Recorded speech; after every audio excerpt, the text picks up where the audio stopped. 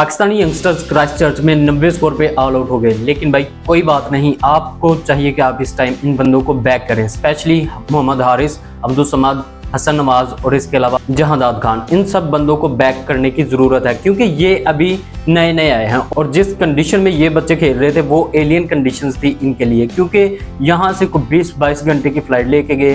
पहले तो ये दुबई में गए, उसके बाद ये ऑकलैंड में गए, ऑकलैंड में जाके फिर वहाँ से ये बंदे क्राइस्टचर्च में गए और इतना ज़्यादा लंबा सफ़र करने के बाद एक दिन का इनको मौका मिला और उसके बाद फ़ौरन इनका मैच आ गया। और वो मैच ऐसी कंडीशन में था जो इनके लिए बिल्कुल ही नई कंडीशन थी। वो एक बाउंसी ट्रैक था जहाँ पे आपका कोई भी तगड़ा बैट्समैन भी होता, आप बाबर रिजवान को भी ले लेते, वो भी वहाँ पे होते, तो वो भी वहाँ नाकाम ही होने। आज के मैच में हारने की दो बड़ी वजूहत हैं। एक तो पाकिस्तान की बॉलिंग, पाकिस्तान ने ऐसी बॉलिंग नहीं की जैसी न्यूजीलैंड ने की। न्यूजीलैंड के बॉलर्स आप देखें, उन सब ने बहुत बेहतरीन बॉलिंग की, उनमें कोई भी उनका एक्सपीरियंस बॉलर नहीं था, सारे उनके भी यंगस्टर्स थे, लेकिन उन्होंने अपनी कंडीशंस का फ़ायदा उठाया, उन्होंने उसके मुताबिक बॉलिंग करवाई। हमारे जो तगड़े बॉलर्स हैं शाहीन और शादाब, वो दोनों के दोनों नाकाम रहे। दूसरी वजह है हमारा क्रिकेट बोर्ड। पहली बात, जब आपने पाकिस्तान ये यंगस्टर्स को भेजा दुबई, उसके बाद ऑकलैंड में भेजा, तो आपको चाहिए था कि जो आपका ऑकलैंड में पहला मैच है वो आप पहले खेल लेते,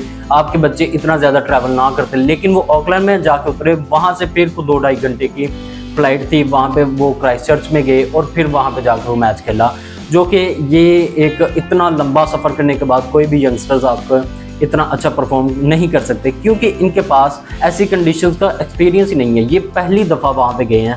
आपको चाहिए था कि इनको साथ साथ यूज़ टू करते, आप इनको कोई ना कोई मैचेस देते रहते, फिर इनको कुछ एक्सपीरियंस होता। ये इनका पहला मैच था जिसमें ये बंदे आजमाए जाने थे, तो इसलिए इन बंदों पे सारे का सारा मलबा डाल देना। और जैसे लोग सुबह से एक सोशल मीडिया पे कंपेन चल रही है, लोग इनको गालियाँ दे रहे हैं, इवन रोज़ा रख के ये बंदे इन मासूम बच्चों को, मतलब मासूम तो नहीं है लेकिन इन यंगस्टर्स को ये गालियां दे रहे हैं, तो जो कि बहुत ही घटिया हरकत है हमारी कौम की तरफ से। जो इस टाइम हमारी क्रिकेट का हिसाब है, जो इस टाइम हमारी क्रिकेट की सिचुएशन है, आप उसको देखें और आप इस टीम को देखें और वहाँ की कंडीशंस को देखें, फिर आपको ये बात समझ आएगी। जो हमारी टीम इस टाइम बनी हुई थी, जो मतलब बेड़ा गर्क हुआ है बिल्कुल, उसको ठीक करने के लिए आपको ऐसे ही प्लेयर्स की ज़रूरत है जो कि पहली बॉल से हिट पे जाएं, जो कि पहली बॉल से अटैक करने पे जाएं, जो कि बिल्कुल भी डरने वाली क्रिकेट ना खेले। इंडियन क्रिकेटर्स हैं ना, उनके पास को 5-6 प्लेयर्स ऐसे हैं यंगस्टर्स उनके T20 आईज में, जो कि पहली गेंद से अटैक करते हैं और वो बिल्कुल डरते नहीं हैं। इसी तरह की क्रिकेट हमें चाहिए, हमें डरपोक क्रिकेट नहीं चाहिए।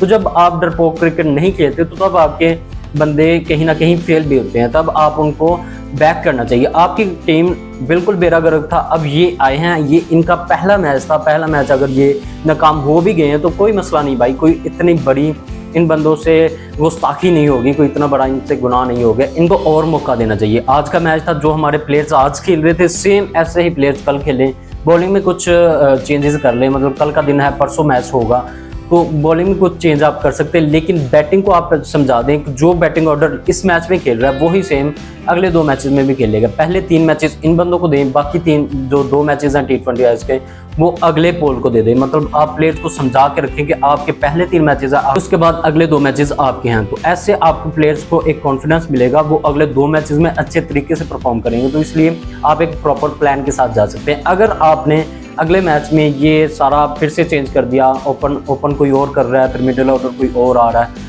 तो फिर भाई कोई मज़ा नहीं आने वाला, फिर आपके यंगस्टर्स को मौका नहीं दिया जाएगा। जैसे सलमान अली आगा ने प्रेस कॉन्फ्रेंस में बोला कि हम अपने यंगस्टर्स को मौका देंगे, वो फिर मौका नहीं हो। एक और बहुत ही टेक्निकल पॉइंट है जो मैंने आज एनालाइज किया, जो मुझे समझ आया, वो ये था कि जब हमारी टेल बैटिंग कर रही थी, शहीन अफरीदी बैटिंग कर रहे थे, तब वो हमारे ड्रेसिंग रूम में बैठे हुए थे, हमारे बैटिंग कोच हैं मोहम्मद यूसुफ। उनको चाहिए था कि वहाँ पे आके मैसेज भेज दे कि आप सिर्फ रन अ बॉल जाएं, आप हर गेंद पे हिट ना लगाएं, आप रन अ बॉल जाएं, तो फिर आप यहाँ पे 100 से ज़्यादा स्कोर का टारगेट लगा सकते हैं, जो कि टफ हो सकता था। ये पिच ही ऐसी थी, यहाँ पे बाउंस मिल रहा था बॉलर्स को। जब आपका 100 से ज़्यादा स्कोर होता तो तब आप कुछ ना कुछ उनको मुश्किल में डाल सकते थे। मैं नहीं कहता कि 100 से ऊपर करके आप ये मैच जीत सकते थे, जैसे टिम सैफर्ड ने बैटिंग की, जैसे उनके फिन एलन ने बैटिंग की, ऐसे बैटिंग कोई भी टीम करती 150 स्कोर भी होता तो यहाँ पे जीत सकते थे। लेकिन फिर भी आप एक प्लान के साथ जाते हैं, वहाँ पे कोई प्लान नज़र नहीं आया। मोहम्मद यूसुफ की गलती है,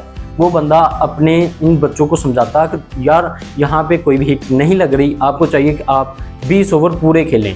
इनसे 20 ओवर पूरे खेले ही नहीं गए। अगर ये बंदे 20 ओवर खेल जाते तो तब ये 100 से ज़्यादा स्कोर कर सकते थे और इनको चाहिए था कि ये रन बॉल करते। अब शाहीन शाह अफरीदी जब बैटिंग कर रहे थे तो वो बंदा हर गेंद पे मारने की कोशिश कर रहा था, जो कि बिल्कुल बेवकूफ़ी है। आपने कंडीशंस को बिल्कुल साइड पे कर दिया। आपका सारा टॉप ऑर्डर मिडिल ऑर्डर वहाँ पे खेला है, पूरा 1 घंटा उन्होंने उधर बैटिंग की है। उसके बाद आपकी टेल आई है, तो टेल को इतनी तो चीज़ समझ आनी चाहिए थी कि हमारे टॉप ऑर्डर में अगर वो उनसे हिटें नहीं लग रही थी, वो नहीं सर्वाइव कर पाए ऐसे अटैकिंग क्रिकेट खेल के, तो हम कुछ सब्र से खेल लेते हैं। मतलब टेल वाले जो कुछ ना कुछ अगर सिंगल डबल करते हैं एंड पे आके तो ये स्कोर कुछ डिसेंट स्कोर बन सकता, लेकिन कोई भी प्लान नज़र नहीं आया। ये 2 चीज़ें थी जो कि कसूरवार हैं मतलब इस मैच में।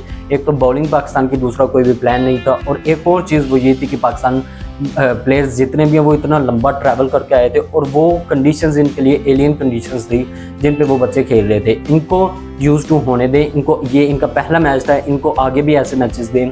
ये एक नई टीम बन के आएगी, इनको टाइम चाहिए। जैसे बाबर आजम रिजवान ने शुरू में टाइम लिया था, ऐसे ही ये बच्चे भी टाइम लेंगे और इनको हमें अब सब्र से काम लेना चाहिए। जो हमारी कौम है जो सुबह से गालियाँ शुरू हुई है रोज़ा रख के, उनको चाहिए कि अब सब्र से काम लें, इन बच्चों को मौका दें, इनको ये डिज़र्व करते हैं ये चीज़ें।